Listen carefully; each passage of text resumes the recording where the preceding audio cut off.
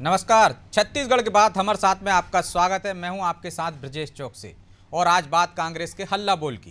केंद्र की मोदी सरकार की नीतियों को लेकर कांग्रेस देशव्यापी प्रदर्शन कर रही है। छत्तीसगढ़ में भी कांग्रेस ने राजभवन का घेराव किया और केंद्र सरकार पर देश के बुनियादी ढांचे को अडानी को बेचने का आरोप लगाया। इस पर बीजेपी ने पलटवार करते हुए कहा, कांग्रेस के राष्ट्रीय नेता बेल पर हैं और छत्तीसगढ़ के अधिकारी जेल में हैं। ऐसे में अपने भ्रष्टाचार को दबाने के लिए कांग्रेस प्रदर्शन कर रही है। छत्तीसगढ़ में विधानसभा का बजट सत्र चल रहा है, फिर भी सीएम भूपेश बघेल के नेतृत्व में अधिकांश विधायक राजभवन का घेराव करने पहुंचे थे। छत्तीसगढ़ की प्रभारी कुमारी शैलजा भी उनके साथ थी।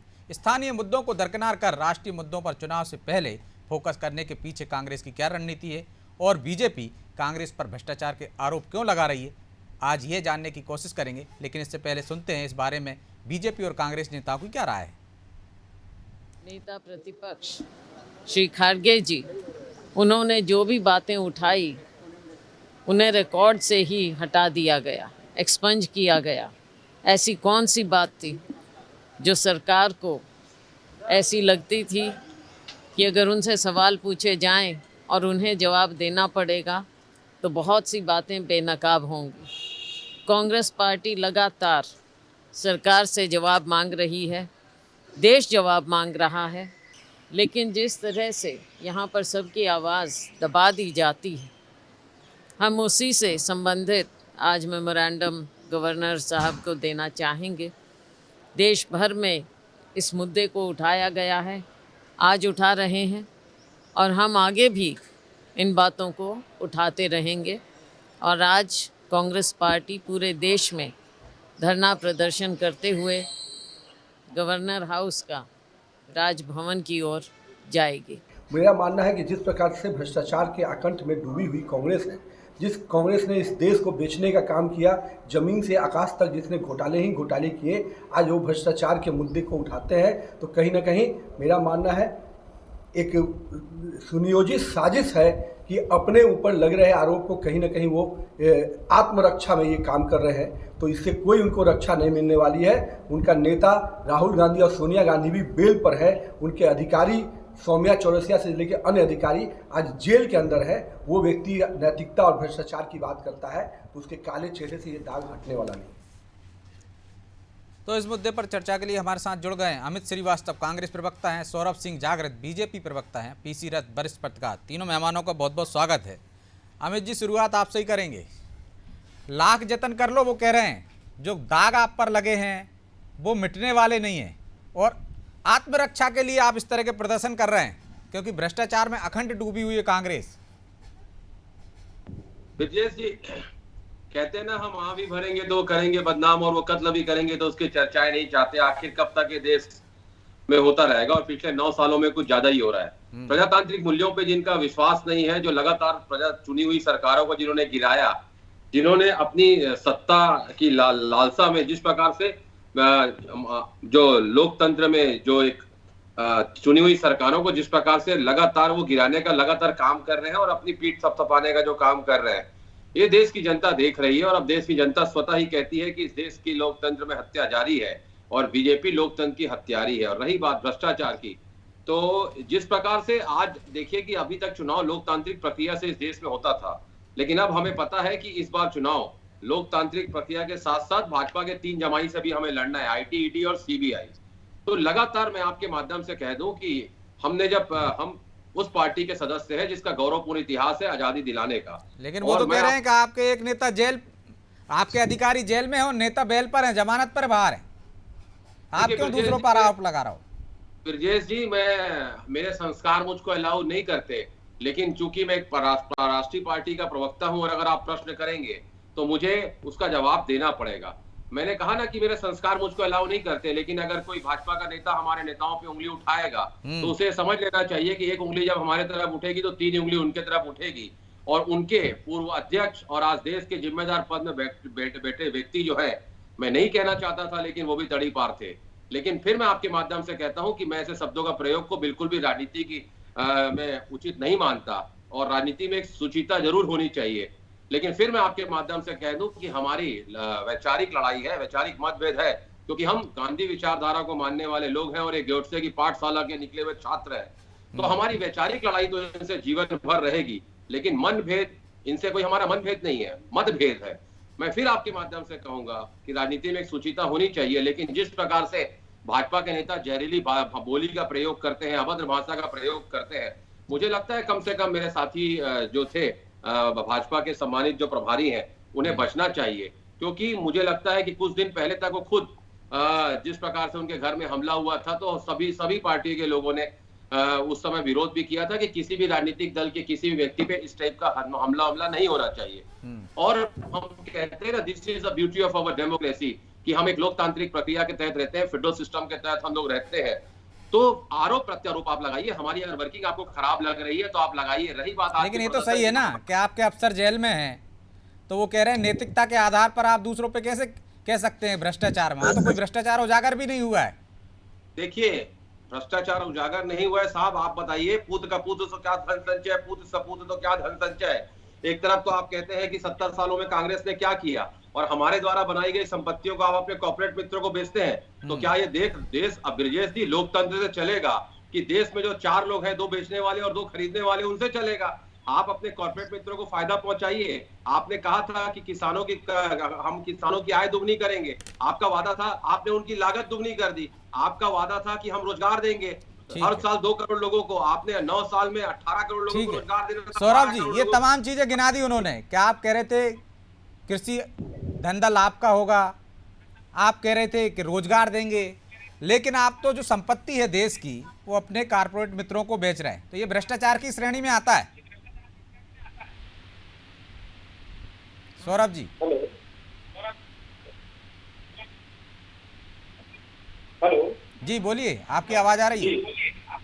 देखिए भाई साहब, आज जिस प्रकार से कांग्रेस तमाम अपने नेताओं के साथ धरना में बैठी है और भ्रष्टाचार को लेकर बात कर रही है, मैं तो सबसे पहले ये वाक्य से अपना प्रारंभ करना चाहूंगा कि उल्टा चोर कोतवाल को डांटे, इस प्रकार की जो व्यंग है आज कांग्रेस सरकार पे सूट। जैसा कि आप सभी जानते हैं कि कांग्रेस सरकार अपने भ्रष्टाचार नीतियों से हमेशा से आगे रहा। आप यदि 70 साल की बात कर रहे हैं, मैं अपने मित्र कांग्रेस के जो साथी बैठे हैं उनको कहना चाहूंगा, क्या वो 2G स्पेक्ट्रम जो 70 साल पहले हुआ था, 70 साल के बीच में हुआ था 2G स्पेक्ट्रम, क्या वो कांग्रेस की भ्रष्टाचार की नीति नहीं थी? क्या जो आज छत्तीसगढ़ में हितग्राहियों को आवास के नाम पे जो ठगा जा रहा है, वो क्या भ्रष्टाचार की नीति नहीं है? आज जो नल जल योजना के तहत नल मिलना चाहिए हितग्राहियों को छत्तीसगढ़ में, क्या वो भ्रष्टाचार की नीति नहीं है? आज छत्तीसगढ़ की जनता के गांव में यदि आप जाएंगे तो पानी पानी के लिए तरस रहे हैं, और इनके खुद रेफर डील की बात है।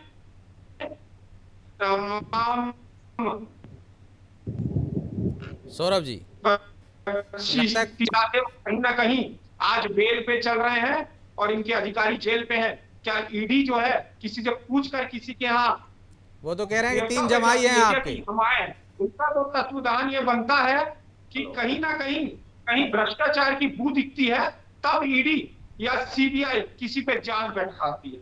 आम जनता पे, बेकसूरों पे ईडी की अच्छा, वो लेकिन सिर्फ वो कांग्रेस सरकार होगी यहाँ पर, वहां दिखती है, जब विपक्षी दलों की सरकार होगी वहां दिखता है ईडी को और सीबीआई को, और जगह नहीं दिखता कुछ भ्रष्टाचार हो रहा है कि नहीं, बाकी जगह सब ईमानदारी से काम हो रहा है। नहीं भाई, इसमें ऐसा है भाई साहब कि कहीं ना कहीं उनके सूची में जो भ्रष्टाचारियां रहते हैं उनकी सूची बनाई जाती है, तमाम विजिलेंस होता है। ऐसे किसी के कहने पे, आपके कहने पे या मेरे कहने पे या बीजेपी के बड़े-बड़े जिस तरह नौकरी में मेरिट लिस्ट बनती है वैसी मेरिट लिस्ट तो नहीं बनती कि मेरिट में कांग्रेस वाले ऊपर आ गए। नहीं देखिए, जो भ्रष्टाचारी कहीं ना कहीं लुप्त है उस पे जांच बैठाई जाती है।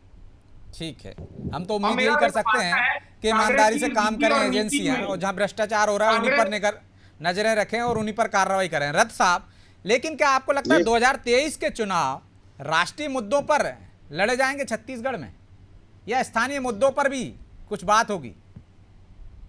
देखिए, 2023 का विधानसभा चुनाव है तो स्थानीय मुद्दे तो रहेंगे ही रहेंगे। उसमें कुछ जरूर राष्ट्रीय मुद्दे हो सकते हैं, क्योंकि महंगाई जो है वो राष्ट्रीय मुद्दा होते हुए भी स्थानीय स्तर पर प्रभावित करता है। रोजगार जो है वो राष्ट्रीय मुद्दा होते हुए भी स्थानीय स्तर पर प्रभावित करता है। तो इस तरह से, या किसानों की स्थिति जो है वो भी राष्ट्रीय स्तर का मुद्दा होता है। तो कई मुद्दे तो ऐसे हैं जो राष्ट्रीय स्तर के भी हैं और राज्य स्तर के भी हैं, तो वो एक साथ वो मुद्दे तो बने रहेंगे। लेकिन जो मूल सवाल है कि देश की दिशा क्या है, देश किस दिशा में जा रहा है, तो क्योंकि हम सब एक संघ के स्तर पर संघ राज्य संबंध है, तो बहुत कुछ राज्य के विकास की नीतियां केंद्र से मिलने वाले अनुपात पे निर्भर करती हैं। इसलिए केंद्र राज्य दोनों मुद्दे विधानसभा में हावी रहेंगे, ऐसा मुझे लगता है। और निश्चित रूप से भाजपा जो है राज्य में लीडरशिप चेंज कर रही है, तो भाजपा का कहना है कि पूर्व मुख्यमंत्री डॉक्टर रमन सिंह के चेहरे पे वो नहीं लड़ रहे हैं चुनाव, और विधानसभा चुनाव भी वो जो है वो मोदी जी के चेहरे पे लड़ने वाले हैं। इसलिए जो है ये निश्चित रूप से राष्ट्रीय और राज्य दोनों के मुद्दों पे बात होगी। या बघेल सरकार इसलिए राष्ट्रीय मुद्दों पर फोकस कर रही कि जो कमियां रह गई होंगी, जो वो नहीं कर पाए होंगे, तो उसका ठीकरा केंद्र पर फोड़ दिया जाए। जी निश्चित रूप से बहुत सारी चीजें ऐसी हैं जो अब जैसे महंगाई का सवाल है, डीजल पेट्रोल के रेट्स जो हैं वो तो केंद्र से डिसाइड होते हैं। भाजपा और कांग्रेस की दोनों की ये चालाकी है कि जीएसटी उन्होंने लागू नहीं किया है, आबकारी विभाग और आबकारी और पेट्रोलियम पदार्थों पर जीएसटी लागू नहीं है, इसलिए उसकी दरें जो है वो सरकारों के मर्जी के हिसाब से बढ़ती कम होती रहती, कम तो खैर होती ही नहीं है, बढ़ती चली जा रही है। अंतर्राष्ट्रीय मूल्यों पे उनको जोड़ा गया है, ऐसा कहा गया था, लेकिन वो अब तक लागू होता नहीं दिख रहा है। तो आम जनता जो त्रस्त है महंगाई से, उसका मूल कारण पेट्रोलियम पदार्थों की बढ़ती कीमतें भी हैं। तो ये सब मुद्दे प्रभावित करेंगे आगामी चुनाव को, और निश्चित रूप से दोनों राजनीतिक दलों को बहुत इसकी तैयारी करनी पड़ेगी कि इसका जवाब क्या देंगे वो जब जनता के पास जाएंगे। तो अमित जी जवाब क्या देंगे आप? आपकी तरफ से भी तो कोई राहत नहीं दी गई। यदि महंगाई पर राहत देने का प्रयास राज्य सरकार भी तो कुछ हद तक कर सकती थी, इसलिए शायद आप केंद्रीय मुद्दों पर फोकस कर रहे हैं, ताकि जो कमियां आपकी रह गई हैं उनसे लोगों का ध्यान अलग किया जा सके और केंद्र की मोदी सरकार पर ठीकरा फोड़ा जा सके। सौरभ जी तो कह रहे हैं उल्टा चोर कोतवाल को डांट रहा है। देखिए, मैं तो फिर आपके माध्यम से कहता हूं ब्रजेश जी कि कुछ लोग जुगनू की चमक में भी मगरूर हो गए, हमने सूरज की रोशनी में भी अदब नहीं खोया।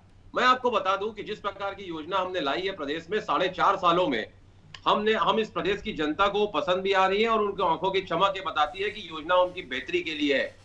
और जिस प्रकार से छत्तीसगढ़ मॉडल पूरे देश में पसंद किया जा रहा है, चाहे प्रधानमंत्री हो जाए इनके भाजपा प्रदेश के मुख्यमंत्री, सब उसको अपना भी रहे, उसकी तारीफ भी कर रहे हैं। और फेडरल सिस्टम में अच्छी बात है, अगर कोई योजना आ रही है तो दूसरे राज्यों में अगर उसको अपना रहे हैं तो कोई बुराई नहीं है, बहुत अच्छी बात है। लेकिन मैं आपके माध्यम से कह दूं कि पिछले 9 सालों से अगर आप देखेंगे, तो वही तो मैं कह रहा हूँ, जो सराहना करते हैं आपकी योजनाओं की, तो आप कहते हैं कि हम बेहतर काम कर रहे हैं, और जिसमें कमी रह जाती है तो कहते हैं कि केंद्र सरकार सपोर्ट नहीं कर रही है, जीएसटी की राशि नहीं दे रही है, अड़ंगे लगा रही है। छत्तीसगढ़ की 4 साल की लगातार अगर आप देखेंगे तो हमारे साथ तो सौतेला व्यवहार कर ही रहे हर मामले में, चाहे जीएसटी की बात हो, चाहे पेनाल्टी हमारे ये अपनी पहले घोषणा पत्र में जो लागू किए थे भाई साहब, वो पहले वो पूरी कर पाए। चाहे वो शराब मुद्दे की बात हो, 4 साल पहले महिलाओं को जिस प्रकार से ठग कर महिलाओं के साथ ये अत्याचार किया, आपको ये सोचना समझना चाहिए कि ये जो महिलाएं हैं वो आप क्या जवाब दोगे, किस प्रकार का जवाब दो बढ़ रही है। आपने बोला कि मुख्यमंत्री जी बोले एवं हाथ में गंगा जल लेके टीएस बाबा बोले, जिनको आज छत्तीसगढ़ की राजनीति भूपेश बघेल जी, टीएस बाबा जी खुद ही आपस में समन्वय नहीं बना पा रहे हैं, वो कांग्रेस सरकार जनताओं की हित की बात क्या कर पाएगी? आ रहा हूं आपके पास, छत्तीसगढ़ की जनता की हित की बात क्या कर पाएगी? आप बोल लीजिए पहले भाई साहब, आप बोल लीजिए। तो कह रहे हैं आप गुटबाजी चल रही है, आप अपने लोगों को नहीं संभाल पा रहे, छत्तीसगढ़ को क्या संभालेंगे आप? जिसका घर कांच का होता है भाई साहब, दूसरे घर पत्थर नहीं फेंकना चाहिए। और पार्टी विद द डिफरेंस की बात बीजेपी जो करती है, इतने डिफरेंसेस है इनके यहाँ, हर नेता एक दूसरे को नीचे गिराने में लगा हुआ। छत्तीसगढ़ में भाजपा के पास कोई मुद्दा नहीं है ब्रजेश जी, और पूरी तरीके से भाजपा हर स्टेट में छत्तीसगढ़ में लटकी भटकी और अटकी नजर आने लग गई है। और हमारे कद काठी का इनके पास, हमारे प्रदेश का जो लीडरशिप है उसकी टक्कर का इनके पास ना कोई लीडर है। कभी ये भारतीय जनता पार्टी का हर एक छोटा कार्यकर्ता अपने सीएम बनने के काबिल रहता है और एक लीडरशिप कहलाता है। एक छोटे से छोटा कार्यकर्ता बड़े लीडरशिप को दावा करने का हिम्मत रखता है। नाम बता दीजिए, बहुत सारे कार्यकर्ता मोदी जी रखते हैं, छोटे छोटे कार्यकर्ता रखते हैं। तो किसी तो चेहरे को या किसी कार्यकर्ता का नाम बता दीजिए। नहीं है, कि ये भूपेश बघेल से भारतीय टक्कर जनता लेंगे, पार्टी इनके का खिलाफ छोटा चुनाव भी कार्यकर्ता लड़ेंगे भूपेश बघेल और यदि के जी जीत सामने गए तो सीएम भी बनेंगे। किसी एक कार्यकर्ता का नाम ले दीजिए, किसको सामने रखेंगे आप? आपके पास चेहरा नहीं बचा। देखिए भाई साहब, भारतीय जनता पार्टी की जो विचारधारा है वो सभी, चाहे बड़े दर्जा के नेता हो चाहे छोटे दर्जे के नेता हो, सभी को समानता का अधिकार मिलता है। वो तो बड़े आला कमान और पार्टी के जो विचारधारा बैठती है उसमें समन्वय बना के वो तय होता है कि किसे बनाना है किसे नहीं बनाना। परिक्रमा से पद मिलता है ब्रजेश जी, परिक्रमा से पद मिलता है। वही उसी से तो आप आज राहुल गांधी जी तो अभी किसकी परिक्रमा पूरी हो गई अमित जी? जनताओं का परिक्रमा कर करके थक गए हैं और पैदल चलने पे आ गए हैं, रोड नाप रहे हैं। वो यही परिक्रमा भारत देश की यदि आप 70 साल पहले कर रहे थे तो आज भारत देश कुछ और ही होता। नहीं तो वो ये तो कह रहे हैं ना आपके पास चेहरा नहीं है, मोदी के नाम पर ही चुनाव लड़ेंगे, मतलब आप पता नहीं क्या क्या बेच चुके होते। भारतीय जनता पार्टी का हर एक छोटा कार्यकर्ता के चेहरे पे चुनाव लड़ा जाएगा। भारतीय जनता पार्टी के कमल के निशान पे चुनाव लड़ा जाएगा।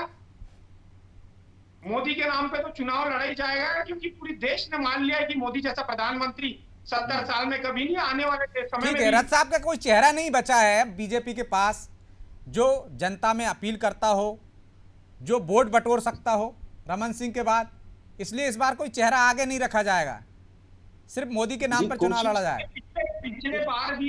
पिछले बार भी चेहरा सामने नहीं रखा गया था, परंतु आला कमान ये तय करता है कि आने वाले समय में किसको आगे करना है। लेकिन पिछली बार एक तरह से ये मान के तो चल रहे थे ना कि यदि जीतेंगे सरकार बनेगी तो फिर रमन सिंह ही शपथ लेंगे, एक तरह से नेतृत्व नहीं, वो तो आला कमान आखिरी समय में तय करता है। वो आप आज और मैं कल नहीं बता सकते कि कल कौन बनेगा या नहीं बनेगा। भारतीय जनता पार्टी समन्वय बना के सबके साथ। बीजेपी को एक कमी खल रही है, छत्तीसगढ़ में कोई ऐसा चेहरा नहीं बचा है। नहीं, छत्तीसगढ़ के पास आ रहा चेहरे के हूं, नाम सौरभ पे जी आऊंगा कमल लौट के कॉपी है। ठीक, रथ जी भूपेश बघेल को टक्कर देने वाला कोई चेहरा नहीं बचा है अब। छत्तीसगढ़ में बीजेपी ने अभी संगठन में फेरबदल किया है और नए प्रदेश अध्यक्ष जो बने हैं उनकी तरफ से कोशिशें जारी है, कार्यक्रम कर रहे हैं अलग अलग। और वहां पर भी वही है कि छत्तीसगढ़ के मुद्दे, कौन से मुद्दे ऐसे हों, मुद्दों की पहचान करके, क्योंकि शराबबंदी लागू नहीं किया कांग्रेस सरकार ने, इस मुद्दे को लेकर के तो बहुत आंदोलन की कोशिशें हुई हैं, लेकिन उस तरह से वो व्यापक जन आंदोलन में तब्दील नहीं कर पाई है भाजपा उस मुद्दे को। लेकिन वो भाजपा भी तो वादा नहीं कर पा रही ना कि यदि उन्होंने नहीं किया तो हम वादा कर लेते हैं। शराब घोषित कर दी है जिसमें शराबियों के लिए काफी सुविधाएं दी गई हैं। तो ये पड़ोस के राज्य में जो नीतियां लागू की जाती हैं उसका दुष्प्रभाव भी यहाँ पर राजनीतिक दलों को मुद्दों के अभाव के रूप में झेलना पड़ता है, क्योंकि जनता जानती है मध्य प्रदेश में जो हो रहा है वो, क्योंकि खबरें लगभग दोनों राज्यों में एक तरह से चलती हैं, सारे चैनल्स दिखाते हैं वहाँ की खबरें यहाँ और यहाँ। आदिवासी बहुल राज्य है छत्तीसगढ़, जहाँ आदिवासियों की परंपराओं में, संस्कृति में भी शराब शामिल होती है, वहाँ कोई सरकार क्या शराबबंदी कर सकती है क्या? और दूसरा, छत्तीसगढ़ में एक दूसरा मुद्दा ये भी है कि 7 राज्यों से इसकी सीमाएं जुड़ती हैं, तो जहां पर चारों तरफ सीमाएं खुली हो वहां पर शराबबंदी लागू करना अपने आप में एक चुनौती होती है प्रशासन के लिए। और हम देखते आए हैं कि लोकतंत्र में हमारे यहाँ चुनावों में शराबों का बहुत बड़ा योगदान होता है। चुनाव के समय में सभी राजनीतिक दल शराब के ऊपर बहुत निर्भर करते हैं। तो ये सारे कारण हैं जिससे ऐसा लगता है शराबबंदी तुरंत लागू होना तो मुश्किल है। और चूंकि पड़ोसी राज्य मध्य प्रदेश में जबरदस्त शराब नीति शिवराज सिंह चौहान जी लेके आए हैं, तो अब ऐसा लगता है कि शराबबंदी का मुद्दा भी शायद बीजेपी उतनी सक्षमता से ना उठा पाए अभी चुनाव के पहले। जी ठीक है अमित जी, लेकिन वोट बटोरने के लिए आपने एक वादा कर लिया है कि महिलाओं का आपको वोट मिल जाए कि हम शराबबंदी करेंगे, आप कर नहीं पा रहे हैं, तो ये आपका एक कमजोरी है जिसको बीजेपी मुद्दा बनाने की कोशिश कर रही है। गलती कर गए, वोट के लिए आपने सोचा नहीं होगा। देखिए, कोई भी काम हम वोट के लिए नहीं करते, जनता के हित के लिए करते हैं। और आपको मैं बता दूं, जब हमने संकल्प पत्र लाया तो हमने आज तक उसका कोई विकल्प नहीं ढूंढा, लगातार हम वादे पूरे कर रहे हैं। 36 पे 26 से ज्यादा वादा पूरे कर दिए और इस प्रदेश में बड़ी जिम्मेदारी के साथ आपके लोकप्रिय चैनल पे, और आप बड़े वरिष्ठ पत्रकार हैं, हम सब आपका बहुत सम्मान करते हैं ब्रजेश जी, बड़ी जिम्मेदारी के साथ मैं कह रहा हूँ कि छत्तीसगढ़ में अगर शराबबंदी कोई करेगा तो भूपेश सरकार ही करेगी, सरकार कांग्रेस की सरकार ही करेगी। रही बात, जब हम अपने, मैंने कहा ना, इन 4.5 सालों में हम हम टेस्टेड और ट्रस्टेड दोनों हो चुके हैं। और जब भाजपा की बात आती है, जब हमारी समय बचे हैं, इसमें शराबबंदी करना तो नामुमकिन बात है। 4 साल पहले आपने जनताओं को ठगकर सरकार बना लिया, और आज आपके माध्यम से भी ये जनताओं को ठगना चाह रहे हैं कि कहीं ना कहीं शराबबंदी हो जाए। भाजपा का और 15 मुझे तो साल पूर्ण विश्वास आ रहा है हूँ कि सौरभ जी, उनके बाद आपके पास ही आऊंगा। देखिए, जब भाजपा का 15 साल उन्हें याद आता है प्रदेश की जनता को, तो उनको याद आता है कट, कमीशन और करप्शन। और जनता कहती है झूठ, फरेब और धोखा, यही तो है बीजेपी सरकार का लेखा जोखा। और कैसे करे भरोसा, तेरे तो स्वभाव में ही है धोखा। तो हम 4.5 सालों में क्रेडिबिलिटी हमने बनाई है ब्रजेश जी। और आपको मैं बड़े जिम्मेदारी के साथ कह दूं कि ये क्रेडिबिलिटी काम करने से आती है, जुमलेबाजी करने से नहीं आती। और 71 से ज्यादा हमें केंद्र की सरकार ने अवार्ड दिया है। और छत्तीसगढ़ मॉडल पूरे देश में पसंद किया जा रहा है। जनता जनार्दन होती है साहब। जनता ने इनका काम अच्छा नहीं लगा, 15 साल बेमिसाल 14 सीटों में लाके छोड़ा। तो सौरभ जी 15 साल पर भारी पड़ रहे हैं, 4.5 साल। अभी 6 महीने रुक जाइए भाई अधिकांश साहब। मुद्दे पूरे कर दिए उन्होंने। 4.5 साल भारी पड़ रहे हैं आप पे 15 साल के आपके शासन पर। भाई साहब ये 4.5 साल पहले जो घोषणा पत्र लाए, चाहे वो शराब मुद्दा हो, चाहे वो बेरोजगारी भत्ता हो, अंतिम कुछ समय बचे हैं तो ये अपना प्रचंड रच के बेरोजगारी भत्ता देंगे ऐसा बोल के बेरोजगारों को भी ठगने का काम कर रहे हैं। इन्होंने जो अपने विधानसभा में बजट के माध्यम से जो पैसा स्वीकृत किया है, उसमें तो सिर्फ बेरोजगारियों को मुश्किल से 1 महीने का बेरोजगार भत्ता मिल पाएगा। और ये कहते हैं कि हम लोग तो घोषणा पत्र भी तो 5 साल के लिए होता है। रोजगार मुक्त कर दिया। जब रोजगार मुक्त हो रहे हैं, ये रोजगार पा चुके हैं, तो बेरोजगारी भत्ता आप किसको देंगे भाई साहब? यहाँ तो सब आप रोजगारी का डेटा दिखाते हैं कि छत्तीसगढ़ रोजगार में इतना परसेंट है, इतना परसेंट है, तो आप बेरोजगारी भत्ता किसको देंगे? मतलब ये साफ साफ ये समझ आता है कि इनका डेटा भी फर्जी है। बजट में प्रावधान तो कर दिया उन्होंने, 2.5 लाख की आय वालों को देंगे भत्ता। और क्या चाहिए अब आपको? बजट में तो प्रावधान कर दिया ना।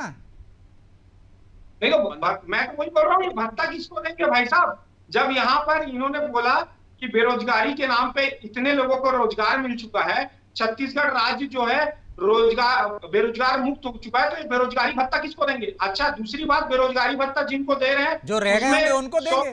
के मापदंड रख दिया गया है कि फलाने का रजिस्ट्रेशन इतना होना चाहिए, फलाने का रोजगार पंजीयन इतने समय से होना चाहिए। कईयों बिंदु इन्होंने सामने रख चुके हैं। उस बिंदु में तो मुश्किल से रखता है 5% छत्तीसगढ़ की जनता के बेरोजगारों को भी भत्ता नहीं मिल पाएगा। तो जो जरूरतमंद होंगे उनको तो मिल जाएगा ना। तो भाई साहब अमित जी, बहुत सारी शर्तें आपने लागू कर दी हैं ताकि आपका वादा भी ये कहने को हो जाए कि पूरा हो जाएगा और कम से कम लोगों को देना पड़े आपको। फ्लैट लगाकर छत्तीसगढ़ में ये ठीक है, समय नहीं है। अमित जी 30 सेकंड में जवाब दे दीजिए, सीधा सीधा जवाब। देखिए, मैं आपको बता दूं कि केंद्र की जो सरकार है 9 सालों से लोगों को असीम पीड़ा देने का ही काम कर रही है। और उनके जख्मों पे जब उनको मलहम लगाना चाहिए, कभी महंगाई बढ़ा देते हैं, कभी सिलेंडर का रेट बढ़ा देते हैं। मतलब लगातार उस जख्मों पे मलहम लगाने की जगह वो नमक रगड़ने का काम कर रहे हैं। इन घावों को भूलकर भी देश की जनता, मैं आपको बता दूं, अपना जीवन बचाने और जीवन चलाने के लिए रह के हो गई है। इसलिए हमने आज प्रदर्शन किया। जनता की आवाज को सड़क से सदन तक उठाएंगे। और निश्चित तौर पे मैंने कहा ना, जनता ने अपनी आवाज दे चुकी है। माफी चाहता हूं मैं अमित जी, आपको बीच में रोक रहा हूं। सौरभ जी आपको भी, क्योंकि चर्चा का एक समय की बाध्यता रहती है, इसलिए चर्चा को यहीं विराम देना होगा। आप तीनों मेहमानों का बहुत बहुत धन्यवाद। तो चुनाव 2023 में जो होंगे विधानसभा के, निश्चित तौर पर राष्ट्रीय मुद्दे भी उसमें रहेंगे, क्योंकि कुछ मुद्दे ऐसे रहते हैं जो कि रथ साहब ने भी बताया कि राष्ट्रीय भी रहते हैं लेकिन प्रदेश पर भी उन पर असर होता है। चाहे किसान से संबंधित मुद्दा हो, चाहे महंगाई से संबंधित मुद्दा हो, ये तमाम मुद्दे यदि बघेल सरकार उठा रही है, केंद्र पर फोकस कर रही है, राष्ट्रीय मुद्दों पर फोकस कर रही है, तो निश्चित तौर पर इनका असर छत्तीसगढ़ की सियासत पर भी पड़ेगा। और अब ये देखना होगा कि इन मुद्दों के दम पर सरकार जो अपने खिलाफ जो माहौल बन रहा था या जो उसकी एंटी इनकम्बेंसी थी, उसको कितना दूर कर पाती है और बीजेपी किन मुद्दों पर सरकार को घेरने में कामयाब रहती। इसके लिए 2023 के परिणाम का इंतजार करना होगा। बहरहाल छत्तीसगढ़ के बाद हमारे साथ में आज इतना ही। मुझे दीजिए इजाज़त और आप देखते रहिए अनादि टीवी। नमस्कार।